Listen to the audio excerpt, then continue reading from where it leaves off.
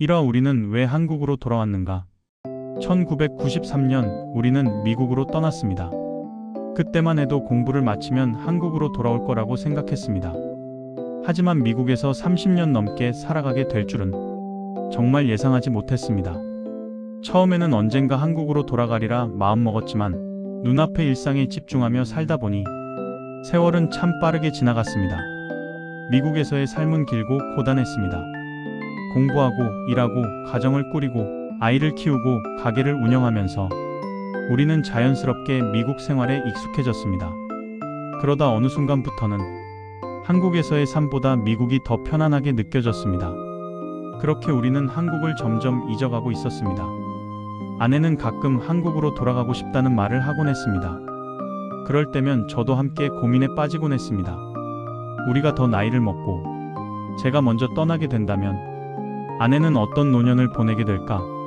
아이들에게 짐이 될 수는 없으니 요양시설에 입소해야 할 수도 있다는 불안감, 언어가 잘 통하지 않는 곳에서 혼자 지내게 될지도 모른다는 걱정, 그런 현실적인 고민들이 마음속에 조금씩 자리 잡기 시작했습니다. 하지만 그렇다고 쉽게 한국으로 돌아가기로 결정할 수는 없었습니다.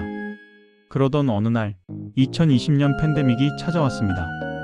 세상이 멈추고 인간의 존엄이 흔들리는 모습을 보면서 우리의 일상도 함께 멈춰 섰습니다. 그 경험을 지나며 우리는 한 가지를 깊이 깨달았습니다.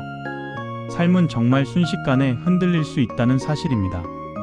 열심히 살아왔고 앞으로도 그렇게 살아갈 줄 알았지만 예상하지 못한 상황 하나로 모든 것이 바뀔 수 있다는 것을 우리는 몸으로 느꼈습니다. 그때부터 생각이 달라지기 시작했습니다. 언젠가가 아니라 지금이 아니면 안 된다는 생각이 들었습니다. 삶의 남은 시간을 어떻게 어디에서 보내고 싶은지 진지하게 고민하기 시작했습니다. 우리가 살아오며 지켜온 지침이 있었습니다. 결심하고 준비했는데 일이 진행되면 이유가 있고 결심하고 준비했는데도 진행되지 않으면 그 역시 이유가 있다는 생각이었습니다. 미국에 온 것도 이유가 있었고 아이들을 가진 것도 이유가 있었습니다. 그리고 이제 한국에 돌아갈 이유가 생겼다면 결국 가게 될 것이라고 믿었습니다. 그렇게 우리는 한국으로 돌아갈 준비를 시작했습니다. 하지만 준비한다고 해서 바로 떠날 수 있는 상황은 아니었습니다. 미국에서 운영하던 비즈니스를 정리해야 했기 때문입니다. 가게는 단순히 문을 닫는다고 끝나는 일이 아니었습니다. 리스 계약이 남아 있었고 이어받을 사람을 찾는 일도 필요했습니다. 다행히 가게를 하고 싶다는 분이 나타났고 그분들이 원하는 시기인 2025년 3월 말에 가게를 넘겨드릴 수 있었습니다. 그리고 또 하나 중요한 이유가 있었습니다. 막내 아들의 졸업이었습니다.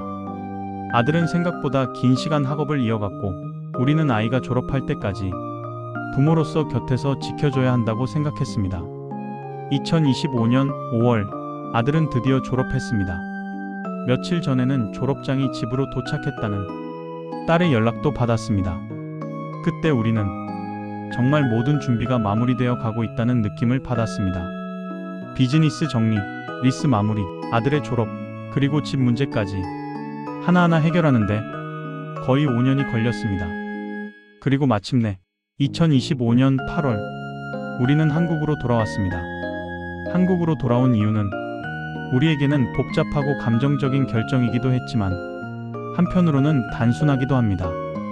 삶의 중심을 미국에서 한국으로 옮긴 것 그뿐입니다.